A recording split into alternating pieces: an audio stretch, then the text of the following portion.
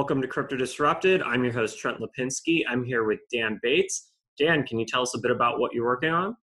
Yeah, Trent, thanks for having me. I appreciate it. I'm with Impact PPA. We are a renewable energy company on the blockchain that provides a prepay model for customers in the emerging economies of the world so that now people can connect to a microgrid and be able to purchase power from a mobile device for the first time. This is unique. It's a unique offering, allowing folks in third world countries now to have electricity, which is it's the prime fundamental of building societies, right? Improvement of quality of life. That's what we do. And can you kind of explain the importance of doing this prepay model? Oh, sure. I mean, if you go anywhere in Africa, India, Latin America, many of the people who are, let's call them beyond the grid, not necessarily the electrical grid, they don't have credit. They don't get a phone bill at the end of the month. They don't get an electric bill at the end of the month. That would imply that they had credit. So for instance, 98% of the developing world right now has a cell phone. I don't know if I just saw that stat the other day. It's unbelievable. That's like everybody's got a cell phone now. And in that emerging world, nobody has credit. So they do what's called topping off. They go to a convenience store and pay in cash, in fiat, for mobile minutes. Here's a good stat for you. Are you familiar with M-Pesa, the mobile payment platform in Kenya? I haven't heard that one in particular, but I am aware of the fact that mobile minutes are essentially currency out there. Yeah, exactly right. They are currency. In Kenya, M-Pesa or mobile minutes account for 70% of the transactions in the economy. That's huge. No one's using cash, right? Here in the United States, we've fallen behind. You know, we've got Venmo and we've got whatever, but most people pay with a credit card or they pay in fiat, right? It doesn't happen in the emerging world. So what we did is we took this notion of being able to give people a mobile device, a platform by which they can now transact with electricity. So that's the unique thing. That's the game changer, that people now have the ability to connect to a smart grid or smart meter and then be able to turn their lights on at home. No, it's absolutely critical. Else, you know? Yep. And so you're writing this, then this is all being managed by a blockchain itself, correct? Correct. Yeah. So we have a 2-token model for how we're building the business. We have an MPQ token, which is a security token, a Reg D offering. And that is the value token, the base token, which will trade on an exchange. But the second token, which we call the Gen credit, that now becomes a global currency so that you could buy a Gen credit here in the United States. And if your family lived overseas in a rural area and they had a smart meter, you could essentially pay for their power. You could turn the lights on for them. So instead of Western Union, now you can do this all over the blockchain with energy credits, which we call the Gen credit. So it's global. It has a fixed value. It's a stable coin because we don't want the price of energy going up and down, right? I'm here in California. We experienced that, with Enron. It was crazy, right? So what happens is you buy a Gen credit for a fixed value, and then the smart meter reconciles the price of energy in that market. Got it. All seamless. Because I was going to say there's different prices for energy depending upon different markets. So that's right. You've got quite a challenge there to kind of figure out what that looks like. But you're basing it off this stable coin. So for the audience, can you kind of explain what a stable coin is? Sure. The way we've set this thing up, the stable coin, as we say, the Gen credit has a fixed price pegged to the US dollar. Okay. So we know what that price is going to be at any given time, right? The coin is then transacted with in a smart meter, or it could be goods and services, just like M-Pesa. If we're operating an area beyond M-Pesa's reach, the people in this country can now use Gen credit to buy a loaf of bread. It's got a fixed value. The other thing is we didn't want the Gen credit to trade on a crypto exchange. We're talking about a population of the world that will get crypto savvy in time. But right now, they understand if I go to the store or if I go to the kiosk To get more mobile minutes, I get a scratcher card, I put in the code, my phone works. I Yeah. wasn't trying to, say, okay, now we got to educate them to go onto a crypto exchange and trade for Gen, Yeah. right? It's hard enough for many people in this country to do that, right? Yeah. It's still so new. So it's a stable coin. It's very easily acquired in any number of ways. It's a fiat to crypto transaction. We may partner with telcos Mm-hmm. to make it even easier. So when Yeah. you get your mobile minutes, you can convert those mobile minutes into Gen currency, right? We're Mm-hmm. trying to make sure that we keep the bar as low as possible because there's billions of people out there that this can positively affect. And are you looking at being able to acquire these using a mobile app from these smartphones that these people are already carrying, or? Yeah, it's a simple mobile app. Runs on Okay. Android, runs on OS or iOS right now.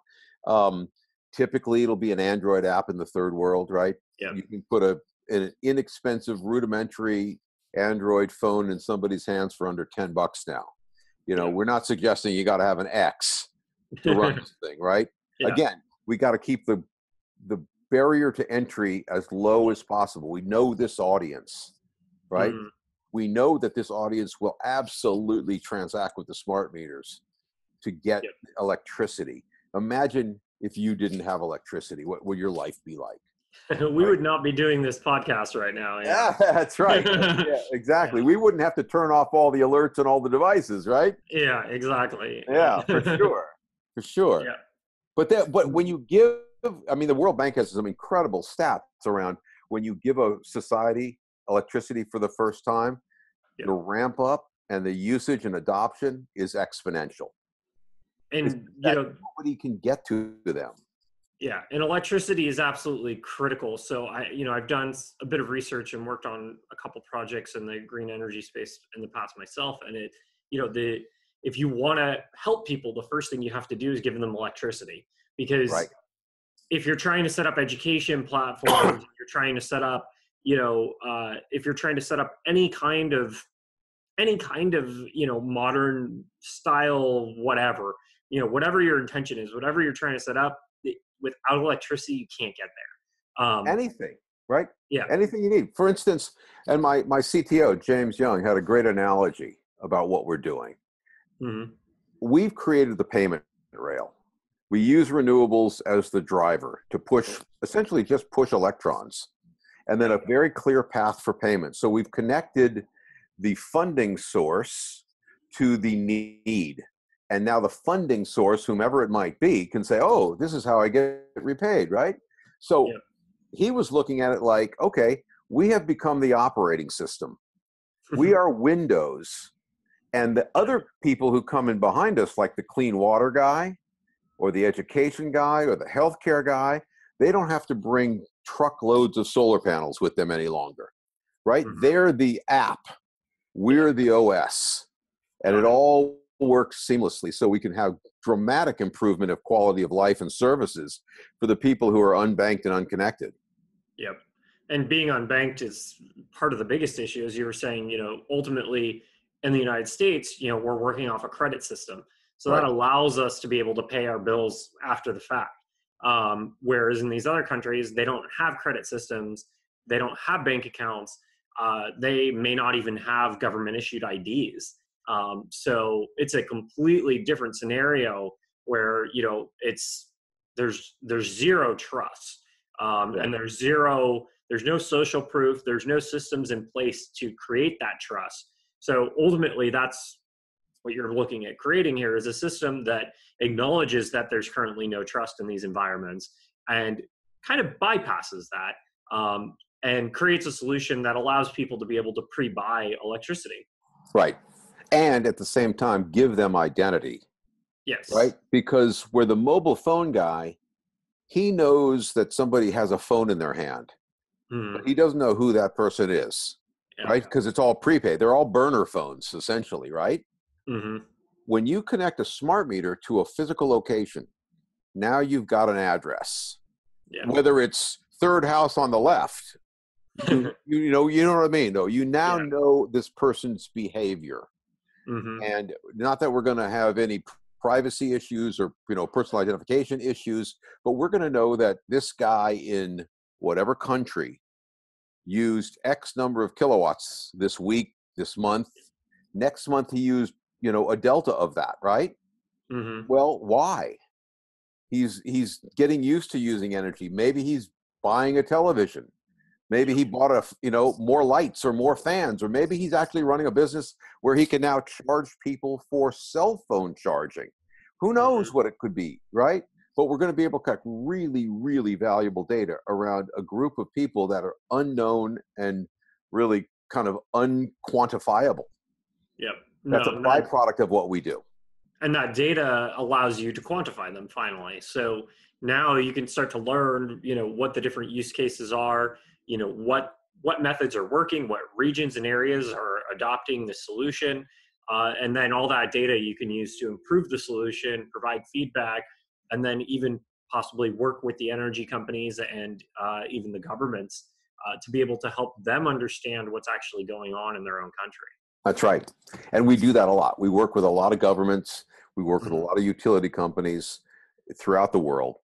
For instance, I'm working on a project in Kenya right now where they have rudimentary metering and prepay, and it's not working. So we're talking to the utility company out there on how we can improve that, cut out the layers of intermediaries, and really a big part of it is cut out the corruption so that people can get the quality of service they really need and demand, and have it done so all in an automated fashion on the blockchain. And so tell me, Dan, how did you get involved in this? What kind of projects have you worked on previous to this? My career is varied, as I like to say. I started out in the music business about 100 years ago, Okay. well, maybe not 100. And I always had a penchant for technology, disruptive technologies. So I've done a whole bunch of things in entertainment and advertising, using technology to kind of move the needle. 10 years ago, I said, you know what, I want to give back. Time to do something, that's proactive, has a climate aware bent to it. I want to do something in sustainability. So I came up with this idea of incorporating wind turbines and solar panels and distributing them in third world countries. So I've done that for about the past decade and installed projects all over the world. We've got projects in probably 40 plus countries now, megawatts on the ground, installed and operational. And that sort of led me down the path of really understanding a unique market. I and my team have a really, really critical awareness of what it takes to get a project done in Nigeria or Ghana or, Haiti, where we do a lot of work. And a year ago, James Young, as I mentioned, my CTO, came to me and we started talking about blockchain. And we together came up with this notion of what if you combined renewable energy with a prepay model, using all of the great elements of the blockchain. And I think an audience of blockchain aficionados, maybe, or crypto investors, we can call them, people who are aware, both socially and environmentally, to come together and create a project that can do a whole lot of good for millions and millions or billions of people around the world, offsetting the effects of greenhouse gas emission at the same time, and do something that connects the users, the crypto investor or crypto user, to this billions of people who are unbanked. So we came up with this a year ago, Impact PPA, and been pushing the envelope on it ever since. We've got working code, MVP code. We've got projects all over the world ready for deployment in India, in Haiti, in Kenya, in Ghana, Latin America. We just are entering into a deal with a guy in Honduras to bring our projects down there. So it's been a wild ride. It's been a whole, a year of crypto, and adding crypto to or I should say adding blockchain to the renewable energy piece is really the game changer. Where for the last 10 years, we've struggled to show people the benefits. Where it broke down was, how do we get paid? At the end of the day, the investor wants to know, he puts his money in, is he going to get it back? Now I can show them that clear path. And that's one of the major key benefits here with blockchain is could you have possibly tried to architect some of this solution in fiat? Yes, but you're dealing with different countries that have different currencies. So you need something in between to be able to base that off of. Right. Be able to do a blockchain where you're essentially creating your own currency in this regard, to be able to base that all off of, allows you to be able to function within all these different countries. Because right now, you've got to deal with different regulations. You have to deal with different types of banking systems, or a lack of banking systems in some of these countries. So by having your own system, that you've got your own ledger, you've got your data, exactly who's buying, these prepaid coins and prepaid energy. And then now you can match that to where they're actually spending it and actually getting electricity, and be able to collect that data as well and have it all running on a single system. So now you've got the ability to be able to bring this solution to multiple countries, to multiple currencies, and interact with a wider range of people. And before blockchain, you had to go start a bank to be able to do this. That's right. So now you don't necessarily have to start that bank. You just run the technology and the code and the blockchain ledger to be able to do all of this. That's right. That's right. And the cost savings and efficiency that allows us to do this is also going to dramatically reduce the price of energy in these markets. I mean, I go into countries where we're offsetting diesel generators, which is the prime source of electricity for many, many countries, right? They're spending anywhere from 50, 60, 70 cents. I know I've heard of $1 a kilowatt hour. Yeah.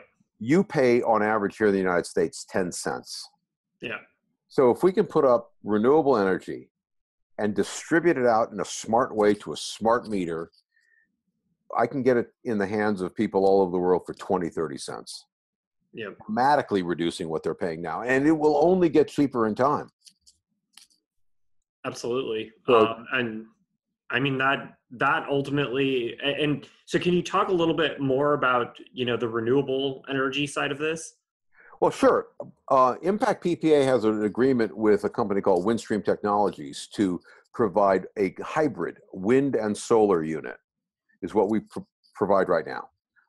That allows for 24/7 energy generation. When the sun is shining, the panels are kicking, and then typically at night, wind comes up and the turbines start providing the energy. So in an on-grid situation, we would push to the grid, and they would just, buy it kind of as much as they can, right? Off-grid, we push to batteries. So we have a storage component there. We are storage agnostic, so it can be lead acid, it can be lithium, it can be salt water, it doesn't matter. We can use any sort of storage device. So I like to say we're really generation and storage agnostics. There will be some instances where small scale hydro might be a more appropriate and cost-effective use to generate the electricity than wind turbines and solar panels. So we have to be flexible. We have to use the right technology in the right use case. And then the key is the prepay rail, that payment rail. Once you're pushing electrons, then it doesn't matter any longer. Then what happens is, how do I transact? How do I access that power? And that access point is through a smart meter connected to the blockchain. And now the next question is, well, does that mean we have to have connectivity? Yes. But one of the things that we're also looking at doing is providing internet connectivity through a mesh network on all of the smart meters. Okay. So if you're now in a rural area someplace in India or Africa and you have no internet, that mesh network will phone home to the microgrid, and the microgrid provides data through an uplink of some kind. So just think of the possibilities of what we can start doing for the good of people, right, all over the world, and being philanthropic and knowing that I've got a responsibility to the investors or the token holders, also at the same time making real money, generating real revenue. Yeah. And so, and it's interesting that you kind of brought up the mesh networking component. So I've interviewed a lot of other impact companies on this podcast. So, I've interviewed a mesh networking company, and they developed their solution because they were having connectivity issues with one of their outsourced firms in India. So they were trying to architect a solution to be able to keep their own people online. So there's definitely things that you can do with mesh networking, and they're also exploring using the blockchain to be able to do mesh networking. Then I've also talked to like Greenium and a couple other energy solutions, but where you really differentiate is the fact that you're looking at this prepay model. Because it's bringing an established business model that's already in many of these countries that users themselves are actually comfortable with. So Right. people in India, people in Africa, they already are dealing with prepaid models with their existing cell phones, with their existing services. So they're used to that. That's how they're used to transacting already.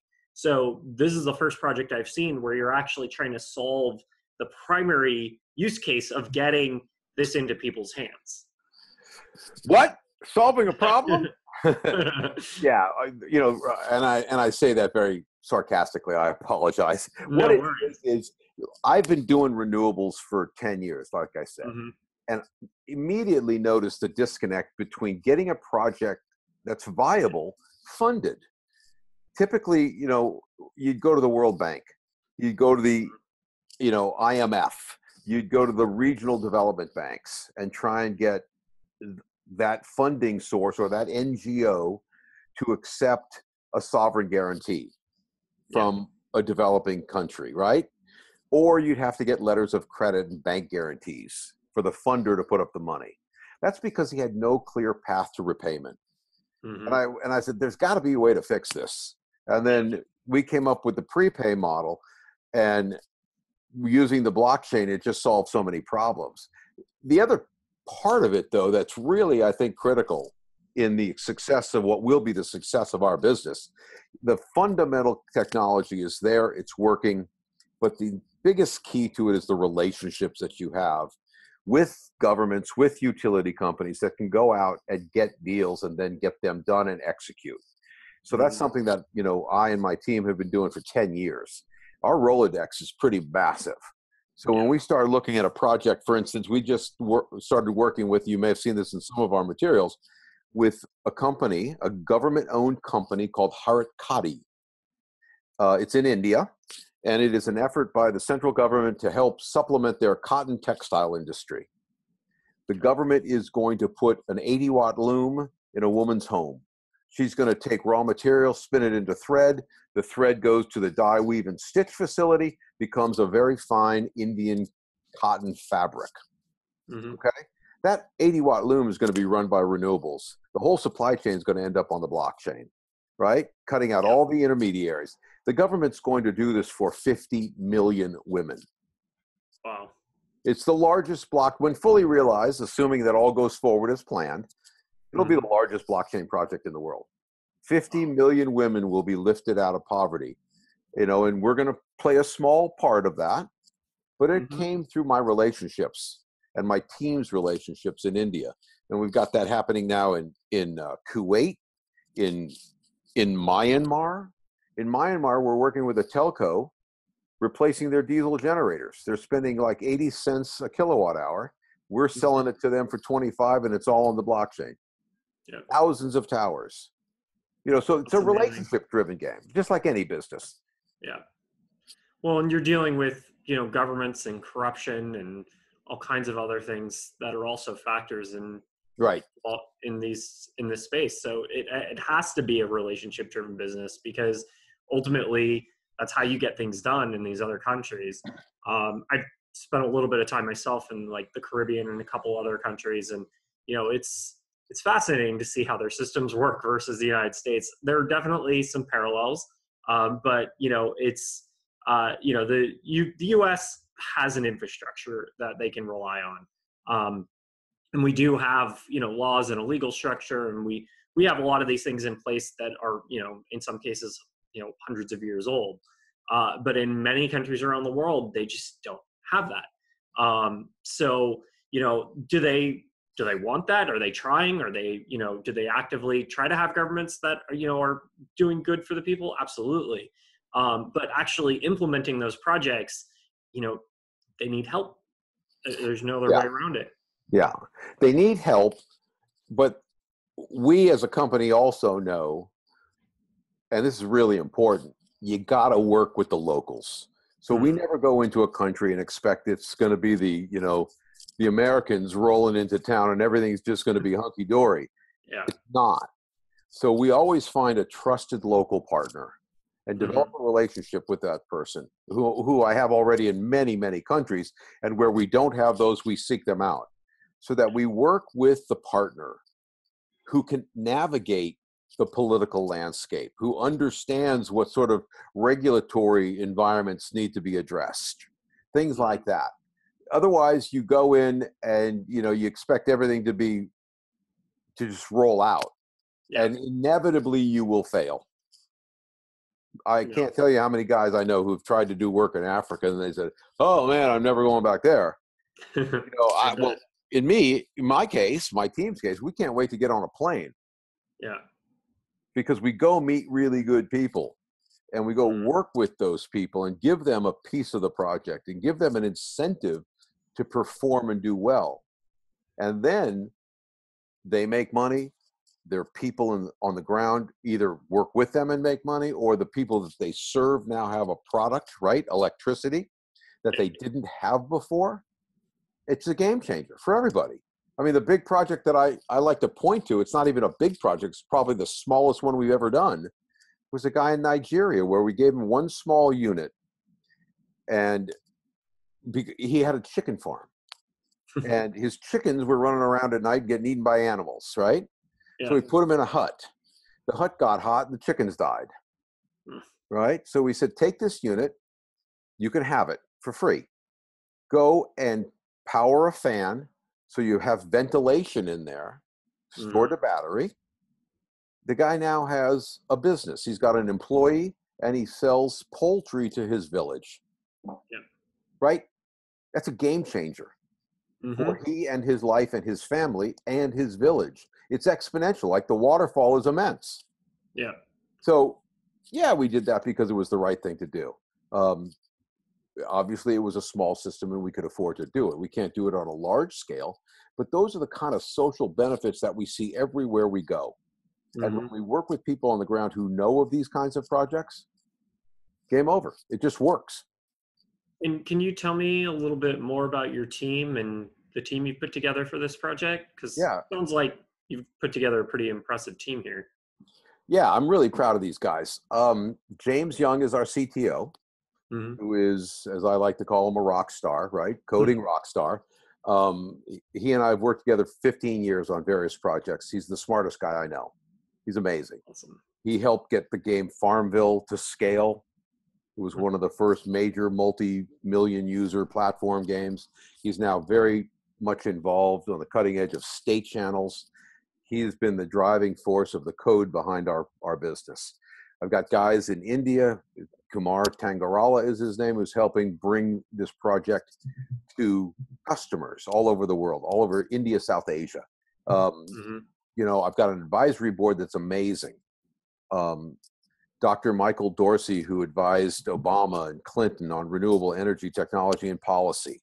He's helping us on projects all over the world with his connections, which are unbelievable. Vinay Gupta, who was, cyberpunk from the 90s. He's been using blockchain forever. He saw what we're doing and said, oh my God, I've been envisioning this for 20 years. You guys built it. So it goes on. And where we need to have, a little bit of capability shorn up, we find the right guys. They see what we do. And thankfully, they've all said, this is a great project that I need to be involved in. Awesome. Yeah. And where are you at as a business right now? Are you in the middle? I think you mentioned you're doing a token sale, and can you kind of just, for the audience, let us know where you're at? Yeah, sure. So we are soon to launch an MPQ token, which is the base token. We expect that'll probably be the September, October timeframe. It is a security token, so it's going to trade on one of the security exchanges that are coming. We have a pre-sale open right now, and I urge people, if they're interested to learn more about this project, to go to our website, impactppa.com, or Telegram. It's Impact PPA. I believe it's _original. A very original name for it. Everything else was taken. So check it out. But, we've got a pre-sale open. It's got a pretty attractive incentive program right now for the first early investors in the MPQ. I urge you to take a look at it online. Reg D offering, accredited investors. We're going to launch this thing, have a token generation event, as I said, September, October. And as they say, we ain't looking back. Awesome. And you mentioned you've already got code written and you've already got a minimum viable product, and this is already in operation. So what does your roadmap kind of look like? Whoa, what a question. It's a very clear one. The problem with it is we don't have a 2-lane road. Yeah. We got an 8-lane superhighway where we're going. What I've got to do is I've got to focus on which projects are the most viable for the company, the most meaningful for the company in the near term. I literally have 100 projects we could do tomorrow. Our sales pipeline is 185, 187, something like that, megawatts of power, which will affect millions and millions of people, returning a $1.7 billion revenue stream. Yeah. But at the same time, I've been hit up with a request for just our code to run smart meters in countries that already have a grid, and they now need a prepay model. I've also been hit up by guys who say, okay, I want to do 150 megawatts, for instance, in the Caribbean. We're working with a company right now that will fund $430 million worth of project finance. So really what we're looking at is a roadmap that has 3 defined models. Smart meters in a licensing model, which investors love, no cost of goods, right? A model where we become an EPC and we install big megawatt scale projects delivered to smart meters, and then a smaller business model where we have this 187 megawatts of projects that we would then fund and own and operate. Awesome. So there's 3 clear lines of revenue for the company. And it's really just a question of focusing on which ones make the most sense and in what order. And being a glutton, I want them all. Well, you're being a glutton, but at the same time, you're also changing the world and making it a better place and bringing electricity to people who didn't have it. So that's right. So I'll let you be selfish there. Yeah. If something's good, more is better, right? Yeah. So any final thoughts before we wrap up? Other than grateful to have you, tell the story. I really appreciate it. I think that my team and I are doing some really important work. One of the things that I say to a lot of folks in the blockchain space is, we have to do all the conferences, like all the blockchain companies. We got to travel all over the world, go to parties late at night and then try and get up in the morning and pitch, which is cool. But at the end of the day, it's a distraction. We should be hunkering down, building product and moving it forward, right? Showing how the blockchain can really work and benefit people's lives, as opposed to, chasing the next, crypto conference. Because that's what a lot of people are doing. I'm sure you've done it too, Trent, right? You've gone to a lot of them. I've spoken at many, and I try to just hold down the Bay Area. I haven't been traveling to too many of them because ultimately they're like happening every week in San Francisco. So I don't have to leave, but it's kind of crazy. Well, Crypto Week in Seoul is happening today. It starts today. And my friend just called me, goes, dude, you really need to be here. And I said, you know what? I really need to focus on these deals and close them and keep the business moving forward. I can't always be on a plane going from conference to conference. And I think it's going to be really important that blockchain companies start doing stuff. Agreed. Stop talking about it and start putting your head down and getting the work done and getting it out in people's hands. And that's exactly what we're doing. Before we did all the glitzy promotional videos and all that marketing stuff for an ICO, we said, let's go build some code. Let's go get some projects. Let's start showing some value. Because at the end of the day, those are the companies that are going to survive the bubble, if it is a bubble, right? Yeah. Those are the ones that'll win the day at the end. And I want to be one of those companies that wins the day. I hear you, and I fully agree. I mean, ultimately, at the end of the day, that's what it comes down to, is building product and getting product into people's hands. So, the real impact that we're going to see from blockchain is when someone is actually using a blockchain-based product and they have that moment where they go, wow, that was easier than doing it however the old way was. Or if it's solving a completely new problem, it's like, oh, now we finally have a solution for this.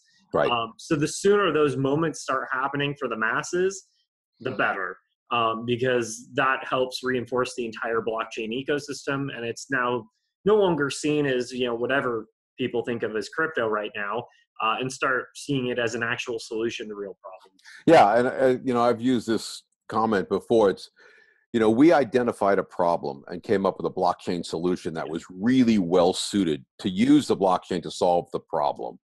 I see a lot of companies out there that have really, really cool solutions that are looking for a problem. Yeah, I hear you. Well, thank you for coming on the show. Can you remind the audience where they can find you again? Sure. We are at impactppa.com. Telegram is impactppa_original. Please check us out. If you have any questions, you can hit me up on Telegram, and I respond to everything. Awesome. Well, thank you for coming on the show, and thank you for all the work that you're doing. My pleasure. Thanks for having me, Trent. I appreciate it.